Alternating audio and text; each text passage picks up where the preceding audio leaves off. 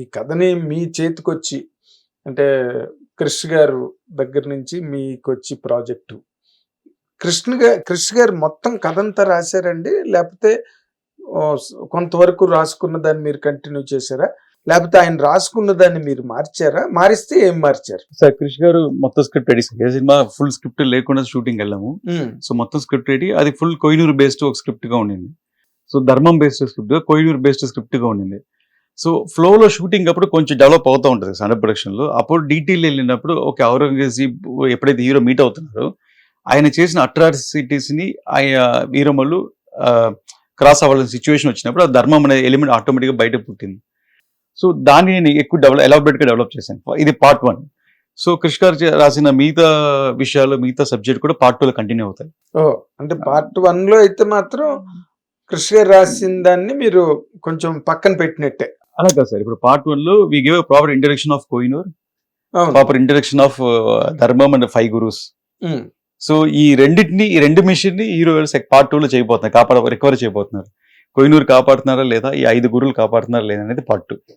So రెండు mix చేసి ఉంటుంది సార్, స్క్రిప్ట్ లో బ్లెండ్ అయి ఉంటుంది.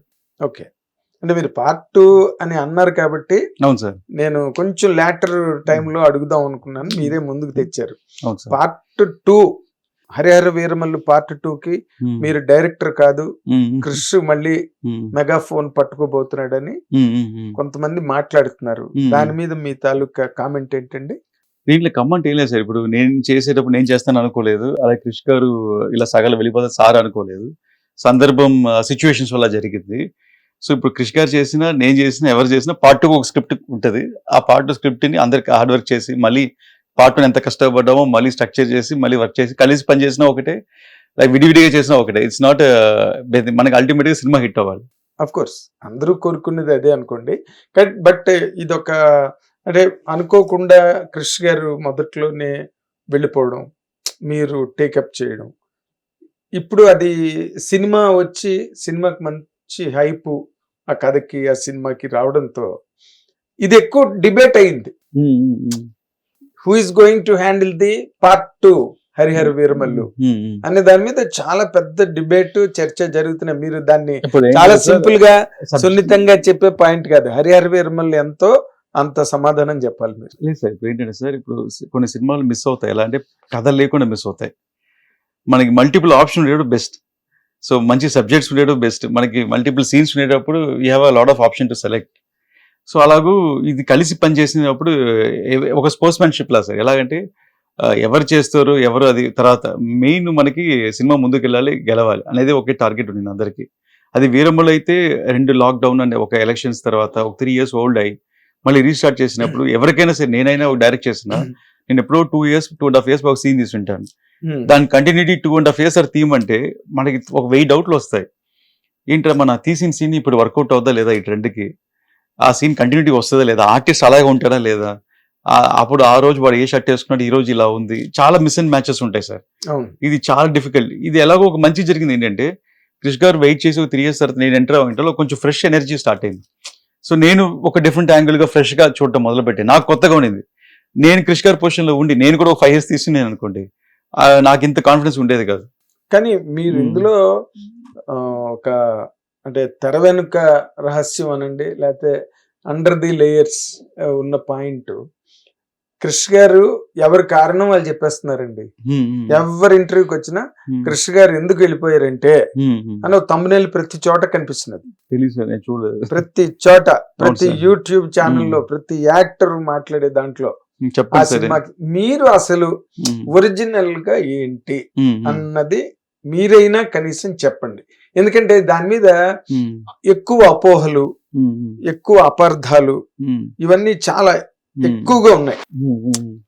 ఏదో సంవేర్ ఎక్కడో రత్నం గారికి క్రిష్ గారికి ఇద్దరికి ఎక్కడో చెడింది, దానివల్ల క్రిష్ ఎగ్జిట్ అయ్యాడు. అంత పెద్ద ప్రాజెక్ట్ అయినా పవన్ కళ్యాణ్ గారే హీరో అయినప్పటికీ కూడా వాళ్ళిద్దరి మధ్యలో ఏదో భేదాభిప్రాయాలు రావడం వల్లే క్రిష్, ఎందుకంటే ఆయన చాలా సెన్సిటివ్ పర్సన్, అందుకని వెళ్ళిపోయారు అనేది ఒక వైడ్ డిస్కషన్ అయితే దాని మీద జరుగుతున్నది. సరే, ఇంకెవరు చెప్పే కారణాలు వాళ్ళు చెప్పేస్తున్నారు. అసలు కారణం ఏంటి, అసలు ఏం జరిగింది? అది మీరు చెప్పకపోతే మీ డైరెక్టర్ గా మీరు పడ్డ కష్టానికి కానీ మీరు పడ్డ శ్రమకి కానీ దాని మీద ఏదో ఒక కవర్ ఉన్నట్టే ఉంటుంది అది. సార్ యాక్చువల్గా ఏంటంటే సార్ ఇప్పుడు it's a time management. Time management ఏంటంటే ఇప్పుడు ఎంతకాలం వెయిట్ చేస్తాను అనేది ఒక సిచ్యువేషన్. మళ్ళీ ఇంకోటి ఏంటంటే ఇది ఎప్పుడైతే పార్ట్ 1 అని అనుకున్నామో, సో మీరు అన్నట్టు ఎవరికి మా లోపల ఒక కాన్ఫ్లిక్ట్ కానీ ఒక రిఫ్ట్ కానీ అలాంటివి ఏమీ లేవు. సో ప్రతి ఒక్కరికి లేట్ అవుతుంది. లేట్ అయితే డైరెక్టర్ సంగతి పక్కన పెడితే ప్రొడ్యూసర్ రత్నం గారికి నాన్నగారికి ఎంత బర్డన్ అవుద్ది. సో ఇది ఎంత త్వరగా కంప్లీట్ అవుద్ది, ఎంత త్వరగా బయటికి వస్తే అంత ఈజీ అని ప్రతి ఒక్కరు ఫీలింగ్. బికాస్ ఆఫ్ లాక్డౌన్ ఒక 2.5 years ఇరుక్కుపోయాను. సో దాని తర్వాత ఇది ఎలా బయటికి వస్తే ఎంత త్వరగా వస్తే ఎంత బెటర్ అనేది ఫీలింగ్ నాకు ఉన్నది, క్రిష్ గారికి ఉన్నది.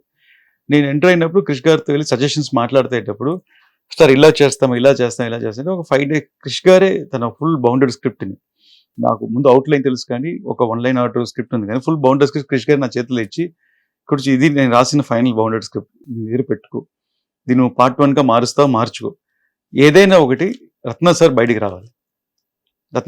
రావాలి, ఈ సినిమా రిలీజ్ అవ్వాలి, గెలవాలి, అది నువ్వు చేస్తుంటే నాకు ప్రాబ్లం లేదు అని సారే నాకు హ్యాండ్ ఓవర్ చేశారు. సో హ్యాండ్ ఓవర్ చేసి ఇప్పుడు ఈ టైం నేను 6 months వెయిట్ చేస్తాను, ఇంకో 10 months వెయిట్ చేస్తాను, ఇంకో 1 year వెయిట్ చేస్తాను, ఇలా ఒక ప్రాజెక్ట్కి వెళ్తున్నాను. సపోజ్ మళ్ళీ ఫీజిబుల్ అయ్యి మళ్ళీ ప్రాజెక్ట్లో గ్యాప్ వచ్చి నేను రావాలని వస్తానని ఈ ఒక ఫ్రెండ్షిప్గా ఒక స్పోర్టివ్గానే వీ హ్యాడ్. అండ్ నాకు డౌట్స్ వచ్చినా వాళ్ళ అసిస్టెంట్స్ పంపించేవాళ్ళు హెల్ప్కి, ఎందుకంటే ఇట్స్ పీరియడ్ డ్రామా, ఆయన రాసుకున్న సబ్జెక్ట్ బ్యాక్ డ్రాప్. సో కొన్ని చాలా క్యాటర్లు ఎక్కడ కూడా ఉంటాయి. సో ఆయన్నిటిని డౌట్స్ వచ్చినా వాళ్ళ రైటర్స్ని వాడాను, సో వాళ్ళందరూ వాడాను. సో ఆల్ టుగెదర్ ఇట్స్ ఆర్గానిక్గా ఫ్రెండ్షిప్ వెళ్తుంది. సేమ్ ఐశ్వర్య గారు costume designer from day 1, so Krish గారు పార్ట్నర్, సో తనే సినిమా మొత్తం పనిచేశారు.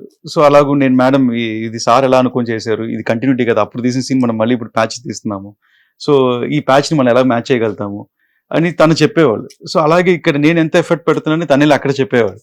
సో ఇక్కడ ఏం జరుగుతుంది, ఎంత డిఫికల్టీస్ని ఫేస్ చేస్తున్నామని. సో ఇట్స్ ఆర్గానిక్గానే చేసాం. ఆర్గానిక్గా ఎవ్రీబడికి ఒకే గోల్ ఏంటంటే ఈ ప్రాజెక్ట్ ముందు బయటికి రావాలి, ఇంక్లూడింగ్ హీరో గారికైనా నాన్నగారికి ఇది హెల్ప్ అవ్వాలి. ఈ 2 విషయాలే అందరి మైండ్లో ఉండింది. ఇక్కడ నేను చేశాను, ఆయన చేశాను, లేకపోతే గొప్పలు చెప్పుకోవడం కానీ లేకపోతే ఒక్కొక్కరు విరోధంగా అది ఎవరికి మైండ్లో లేదు, అస్సలు లేదు. సో అల్టిమేట్గా సిల్వర్ స్క్రీన్ రావాలి అనేది. సో అది ఎవరు తెచ్చారు అనేది పక్కన పెడితే ఎంతమంది సపోర్ట్ చేశారు అనేది చాలా ముఖ్యం దీంట్లో. సో అది పక్కన పెట్టలేని టాపిక్, ఎవరు చేశారు అన్నది పక్కన పెడితే అని అన్నారు. ఎందుకంటే సపోర్ట్ లేకుండా చేయలేదు సార్. ఇప్పుడు ఉదాహరణకి జ్ఞానశేఖర్ డిఓపి దీనికి ఫస్ట్ ఆయన కొల్లగొట్టిన దగ్గర సాంగ్ తీశారు, దాని తర్వాత ఫస్ట్ మచిలీపట్నం ఫైట్స్ చేశారు. సో ఆయన ఒక్కొక్క ఫ్రేమ్ పెయింటింగ్ లా ఉంటుంది ఆయన చేసింది. పీరియడ్ ఫిల్మ్ అంటేనే మనకి ఆ గ్రాండియర్ కావాలి. సో మనం బాజీరావ్ మస్తాని చూసింటాము, ఇలాగూ పద్మావతి చూసింటాం, ఆ స్టైల్లో గ్రాండ్ కావాలని. సో ఆయన కోసం చాలా రోజులు వెయిట్ చేశాను, 1, 2 months, 3 months దాకా వెయిట్ చేశాను, సార్ వచ్చి మళ్ళీ జాయిన్ అవుతారని. అప్పుడు సారే ఒక మాట అన్నారు, చూడు జ్యోతి, మీ అందరం ఆ వర్షన్లో స్క్రిప్ట్ ఫిక్స్ అయి ఉన్నాం, నువ్వు వేరే స్టైల్ ఆఫ్ ఫిల్మ్ చూస్తున్నావు, దీనికి నేను సపోర్ట్ చేసినా అది మళ్ళీ డ్రాబ్యాక్ అవుద్ది, సో ఫ్రెష్ మైండ్తో వెళ్ళిపోయి తనే నన్ను ఎంకరేజ్ చేశారు. సో అలాగూ ఎవరికి ఏమీ ఇవ్వలేదు. సో నేను ఒక ట్రైలర్ రిలీజ్ చేసిన, టీజర్ రిలీజ్ చేసిన సారే ఫోన్ చేస్తారు ఫస్ట్, చాలా బాగుంది, అదిరిపోయింది, మేము షూట్ చేసిన కానీ నేను ఇలా ఈ యాంగిల్ ఎక్స్పెక్ట్ చేయలేదు. సో లేదు డిఓపి జ్ఞానశేఖర్ గారు. సో మొత్తం టీం అంతా ఒకే హెల్తీ పాయింట్ అంటే మన అక్కడ ఆయన ఫౌండేషన్ వేస్తారు సార్. ఆయన బేబీ స్టార్ట్ చేసిన సినిమా గ్రో అయ్యి అది ఎలాగో అది ఫస్ట్ క్లాస్ లో పాస్ అవుతుందో లేకపోతే ఒక ఏదో ఉందో ఫైనల్ రిజల్ట్ అనేది రావాలి, రిలీజ్ అవ్వాలి, హిట్ అవ్వాలి అనేది టీమ్ లో ఉన్న వాళ్ళకి, యూనిట్ లో ఉన్న వాళ్ళకి, దగ్గర నుంచి ప్రొడ్యూసర్ వరకు అందరికి సినిమా హిట్ అవ్వాలనే ఉంటుంది.